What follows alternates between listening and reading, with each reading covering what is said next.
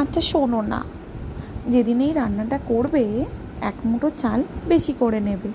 কেন বলছি, শেষ পর্যন্ত এই রান্নাটা দেখলেই বুঝতে পারবে।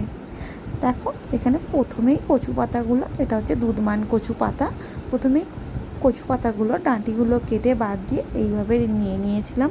দেখো মাঝখান থেকে তারপরে এইভাবে পাতাগুলোকে সাজিয়ে নিয়েছিলাম।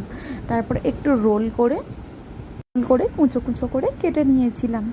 তারপর কড়ার মধ্যে একটু জল দিয়ে, জলের মধ্যে নুন আর কচুর শাকগুলো দিয়ে সিদ্ধ করে নিয়েছিলাম। দেখো কুঁচো কুঁচো করে কচুর শাকগুলো দিয়ে একটু নুন দিয়ে সিদ্ধ করে নিয়েছিলাম ভালোভাবে। সিদ্ধ করে নেওয়ার পরে জল ঝরিয়ে 20 মিনিট রেখে দেবে। তারপরে একটা মিক্সিং জারের মধ্যে নেবে কালো সর্ষে, সাদা সর্ষে আর পোস্ত নিয়ে একটু শুকনো শুকনো জিনিসটা মিক্সার মধ্যে একবার ঘুরিয়ে নেবে। নেওয়ার পরে দেখো এখানে আমি ঘুরিয়ে নিয়েছি। নেওয়ার পরে এখানে দিলাম কাঁচা লঙ্কা আর এক মুঠো ফ্রেশ নারকেল কোড়া, ওর মধ্যে নুন চিনি মিশিয়ে দেবে। তারপর একটা কড়াইয়ের মধ্যে সর্ষের তেল দিয়েছি। সর্ষের তেলটা গরম হয়ে গেলে ওর মধ্যে কালো জিরে, আর কালো জিরেটা গরম হলে দেবে দুটো কাঁচা লঙ্কা। আর আগে থেকেই আমি চিংড়ি মাছটায় নুন হলুদ মাখিয়ে রেখেছিলাম।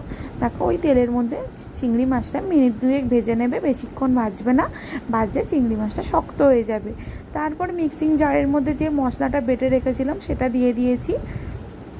দেওয়ার পরে দেখো এখানে যে কচুর শাকটা রেখেছিলাম, তারপরে একটু হলুদ দিলাম। তারপরে কচুর শাকটা যে রেখেছিলাম ভালো করে জলটা নিকড়ে জলটাকে শুকিয়ে 15 মিনিট ধরে আমি রেখে দিয়েছিলাম। তারপরে কচুর শাকটা দিয়ে ভালো করে কষিয়ে নিতে হবে। দেখো আমার এখানে কচুর শাকটা রেডি হয়ে গেছে। বুঝেছো তো কেন বলেছিলাম 2 মুঠো চাল বেশি করে নিতে? তোমরাও একবার এইভাবে বানিয়ে খাও, জাস্ট অসাধারণ খেতে লাগে। আমিও খেলাম।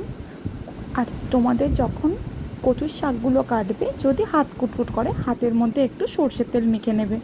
আমার তো দুর্দান্ত খেতে লেগেছে। তোমরাও রান্নাটা করে খেয়ে জানিও কেমন লাগলো। ভিডিওটা ভালো লাগলে একটা লাইক করে দেবে আর আমার পেজটা সাবস্ক্রাইব করে নেবে। ভালো থাকবে, সুস্থ থাকবে। টাটা সবাইকে।